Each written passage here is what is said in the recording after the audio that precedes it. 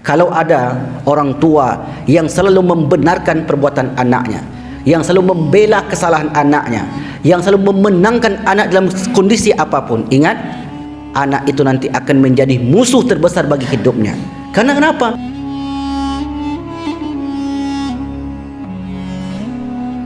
Innal hamdalillah nahmaduhu wa nasta'inuhu wa nastaghfiruh wa na'udzu billahi min syururi anfusina wa min sayyiati a'malina. May yahdihillahu fala mudhillalah wa may yudlil fala hadiyalah. Asyhadu an la ilaha illallah wahdahu la syarikalah wa asyhadu anna Muhammadan abduhu wa rasuluhu la nabiyya ba'dah. Allahumma salli wa sallim ala habibina wa sayyidina Muhammadin sallallahu alaihi wasallam. Faya ibadallah, usikum bi nafsi bittaqwallah wa ta'atihi faqad fazal muttaqun. Qala Allah ta'ala fi kitabihil aziz, na'udzu billahi minasyaitonir rajim. Bismillahirrahmanirrahim. Ya ayyuhalladzina amanu taqullaha haqqa tuqatih wa la tamutunna illa wa antum muslimun. Wa qala rabbana hab lana min azwajina wa dzurriyyatina qurrata a'yun waj'alna lil muttaqina imama. Hadirin kaum muslimin yang dimuliakan Allah Subhanahu wa taala. Pertama sekali kita bersyukur kepada Allah dengan mengucapkan alhamdulillah. Salawat dan salam tak lupa pula kita haturkan kepada junjungan alam Nabi besar Muhammad sallallahu alaihi wasallam. Allahumma salli ala sayyidina Muhammad wa ala ali sayyidina Muhammad. Melalui mimbar yang mulia ini, khatib berpesan khususnya kepada diri khatib sendiri dan umumnya kepada kita semua, mari senantiasa kita tingkatkan iman dan takwa kita kepada Allah Subhanahu wa taala.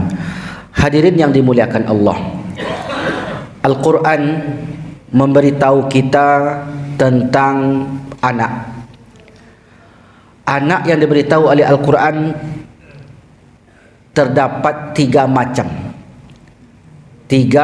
macam anak yang diinformasikan oleh Al-Quran kepada manusia. Yang pertama adalah anak sebagai penyejuk mata, qurratu a'yun, penyejuk mata bagi orang tua. Apa yang dimaksud dengan anak penyejuk mata? Anak penyejuk mata ini ketika diperintah untuk beribadah, dia beribadah. Ketika diajak untuk berbuat baik, berbuat baik. Ketika orang tuanya sudah dewasa, maka orang tuanya sudah di usia senja, maka anak ini berbakti. Itu yang disebut dengan qurratu a'yun, penyejuk mata. Dan anak semacam ini tentu setiap orang tua pasti menginginkannya. Ketika dahulu menikah dengan pasangan hidupnya, maka yang diharapkan adalah keturunan yang baik, saleh dan salihah.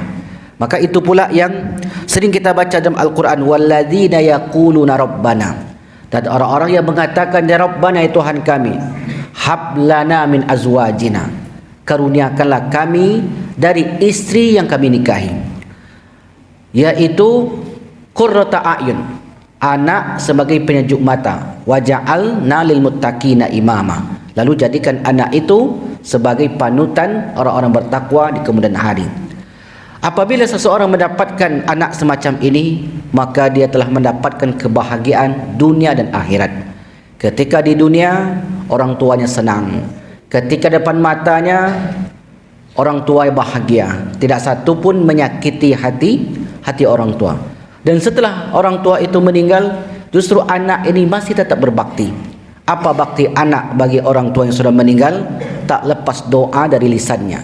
Dan senantiasa mintakan ampun kepada Allah. Rabbana ighfir lana, ya Allah Tuhan kami, ampunlah dosa kami, wali walidaina, dan dosa kedua orang tua kami.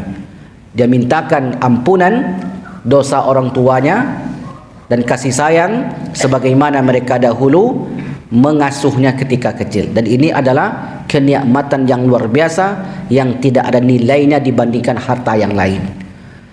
Tapi selain anak yang berbakti ini, qurrata a'yun, ada tipe lain.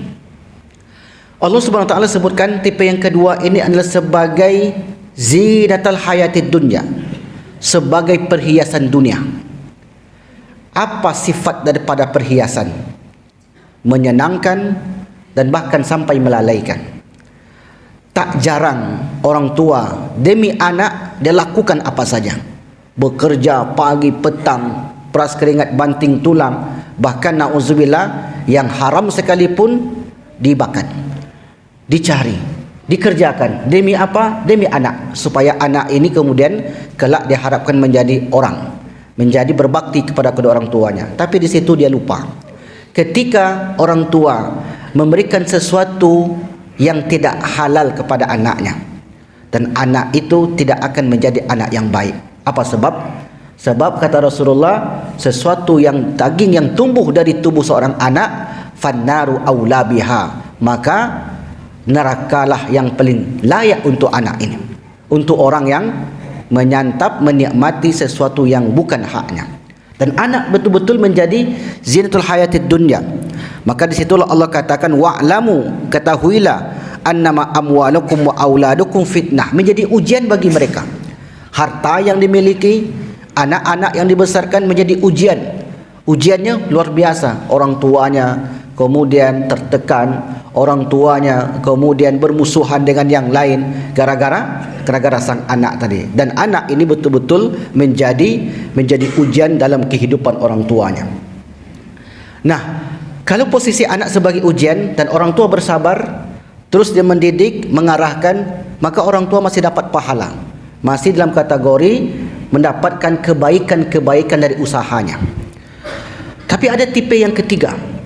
Anak yang ketiga ini luar biasa. Allah sebutkan sebagai aduwwul lakum, sebagai musuh bagi kalian. Musuh, biasanya musuh itu paling sesuatu yang tidak kita sukai, sesuatu yang paling kita benci, musuh. Tetapi Allah katakan, ketahuilah bahwasanya inna min amwalikum wa auladikum aduwwal lakum fahzaruhum, di antara anak-anak kalian itu kelak akan menjadi musuh bagi kalian. Beberapa hari yang lalu atau beberapa minggu yang lalu kita baca berita di media sosial, ada seorang anak yang memperlakukan seorang perempuan, anaknya laki-laki, melakukan seorang perempuan menyekap sampai 3 tahun, disiksa habis, digunting mulutnya, dipukul habis-habisan, sampai kemudian orang yang disiksanya ini mendapatkan cacat seumur hidup. Lalu setelah ditelusuri, mengapa anak ini melakukan hal demikian? Setelah netizen masyarakat Indonesia mencari tahu latar belakangnya, ternyata orang tuanya yang membentuk anak tersebut. Mengapa orang tuanya membentuk? Anak yang selalu salah, anak yang salah selalu dibela. Dan itu adalah pendidikan yang paling buruk terhadap anak. Sudah jelas anaknya mencuri, dibela. Sudah jelas anaknya bersalah, dibela. Ketika anaknya ditegur, justru yang menegur ini dimasukkan penjara. Justru yang ditegur ini yang dipukul. Ketika orang tua melakukan hal semacam itu, suatu saat anak akan menjadi musuh bagi dia. Dan ternyata orang ini begitu. Ketika masa-masa kecil, anaknya tak boleh salah, selalu benar. Salah perbuatannya, dia pukul orang, dia selalu benar. Dia ambil hak orang, dia selalu benar. Apapun dilakukannya tidak pernah salah di mata orang tuanya. Padahal perbuatannya jelas-jelas salah. Apa yang terjadi? Ketika anak ini dewasa, orang tuanya menderita. Dan orang tuanya dibiarkan terlunta-lunta, tinggal di hutan belantara, tak diberi makan, tak diberi minum. Akhirnya orang tua itu pun meninggal dalam keadaan sangat mengenaskan. Akibat siapa? Akibat sang anak tadi. Mengapa anak begitu brutal? Karena didikan orang tua yang salah. Jadi hari ini kita tidak bisa menyalahkan guru. Guru tak benar tak becus untuk mendidik. Berapa jam guru itu mendidik anak kita? Kita hantar jam 8, pulang jam 2, jam 3. Ada yang pulang jam 12. Hanya sebentar. Sisa harinya bersama orang tua. Apa yang dilakukan oleh orang tuanya, maka itulah yang akan disalin oleh sang anak. Jadi oleh karena itu, hadirin yang dimuliakan Allah Subhanahu wa taala, Kalau ada orang tua yang selalu membenarkan perbuatan anaknya, yang selalu membela kesalahan anaknya, yang selalu memenangkan anak dalam kondisi apapun, ingat, anak itu nanti akan menjadi musuh terbesar bagi hidupnya. Karena kenapa? Karena suatu ketika dia besar, orang tuaku pasti akan bela. Dan ketika hal itu sudah terjadi, suatu saat orang tuanya dia akan lawan sendiri. Jadi ketika anak itu melawan orang tua, bukan berarti anak itu yang salah. Karena anak itu lahir dalam keadaan fitrah. Kullu mauludin yuladu al fitrah. Anak itu bersih, suci. Fa abawahu, kata Nabi, orang tuanya yang mendidik, orang tua yang mencontohkan. Berarti ketika anak itu jahat, bukan anak itu sebenarnya jahat, tetapi orang tuanya yang telah salah dalam mendidik anak. Dia marahkan anaknya, kenapa engkau enggak solat? Karena ayahnya enggak solat. Dia marahkan anaknya, kenapa engkau perlakukan temanmu seperti itu? Karena didikan orang tua. Didikan orang tua sudah benar, tapi dia dapat lingkungan tak benar. Kalau lingkungan tak baik, ketika sampai di rumah, anak bisa jadi baik. Karena orang tua akan bersikap tegas. Orang tua akan menindak perbuatan anaknya. Bahkan kita sering dengar ada orang yang, kalau engkau berbuat jahat, kalau engkau berbuat kriminal, jangan kau injak rumah ini, kau bukan aku anggap anakmu. Itu sebenarnya adalah soft terapi bagi orang anak-anak yang tidak mendengarkan cakap orang tuanya. Bukan berarti orang tua itu tak sayang.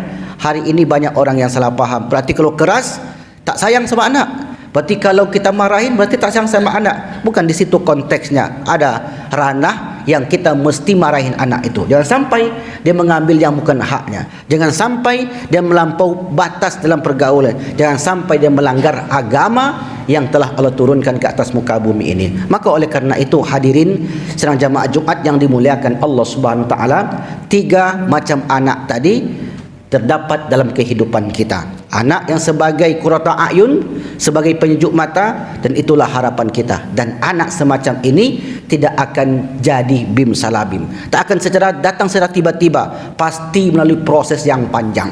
Yang kedua, anak sebagai ujian, sebagai perhiasan, dan ini orang tua tertekan, tetapi ketika dia sabar, dia masih bisa mendapatkan pahala dari Allah. Namun yang ketiga, kalau anak itu sudah menjadi musuh, orang tuanya pun mati menderita akibat perbuatan sang anak. Fa'tabiru ya ulil absar la'allakum turhamun.